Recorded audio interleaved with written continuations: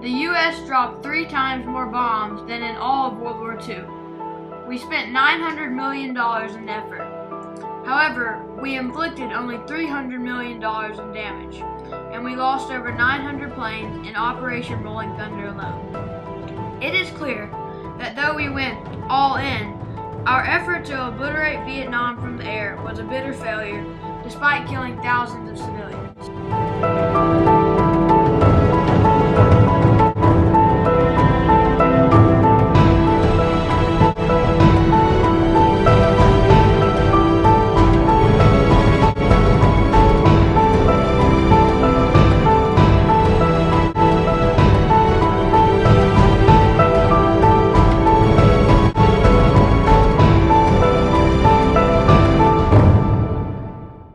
Two major targets of the bombing were Hanoi, the capital, and the Ho Chi Minh Trail, the main supply line from North Vietnam to the Viet Cong.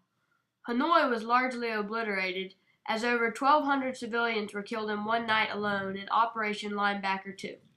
As Mr. Kit Smith mentioned, the Ho Chi Minh Trail was a vital target to the American bombing campaign. The point of the campaign was to wipe out the flow of resources from the North Vietnamese to the Viet Cong, who were killing our troops on the ground in South Vietnam. And so that's where we bombed. And bomb we did, dropping thousands of pounds of ordnance daily on Pacific targets on the trail.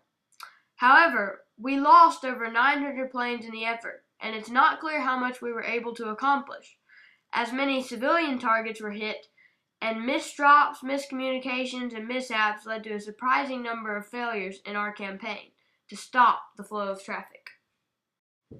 One of the reasons for our failures in this bombing campaign was that politicians, thousands of miles away in the White House, were determining targets for our bombers, saying what could and couldn't be bombed, not allowing our pilots to use discretion as to targets they deemed militarily important. Another problem was, ironically, one of our greatest assets. The introduction of the aircraft carrier in World War II had added a new dynamic to air warfare. Suddenly, the Air Force and Navy were competing for targets, and they were not sharing well. To make matters worse, the Air Force had over 700 refueling planes. However, they did not want the Navy aircraft to use them. And finally, our last and perhaps greatest issue with stopping the flow of traffic from the north to the south in Vietnam was that we were not allowed to bomb Haiphong Harbor, the main port of Vietnam, until far too late in the war, when it was already lost. Why, you ask, could we not bomb the harbor? Well, the Dutch and the British, our allies, were supplying the North Vietnamese, so it would be unacceptable politically to stop the mercenaries.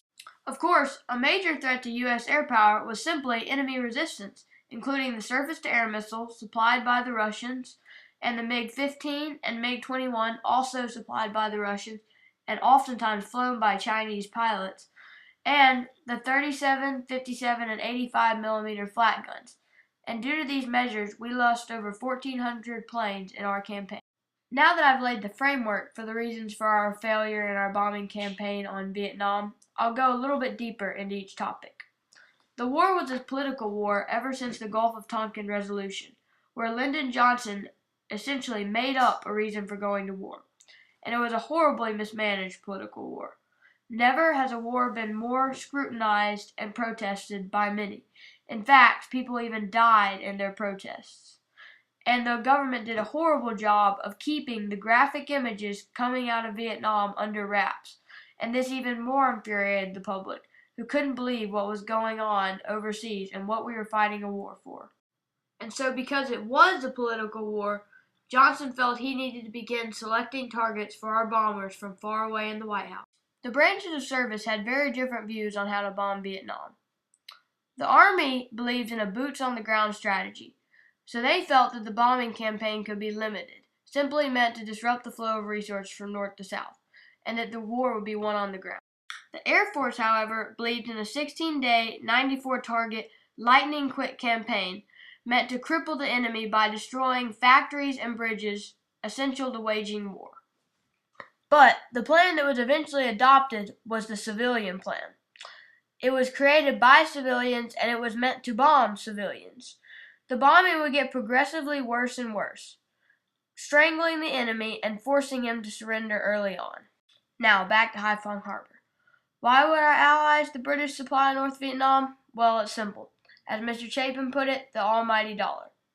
They wanted to sell arms, and the North Vietnamese would buy.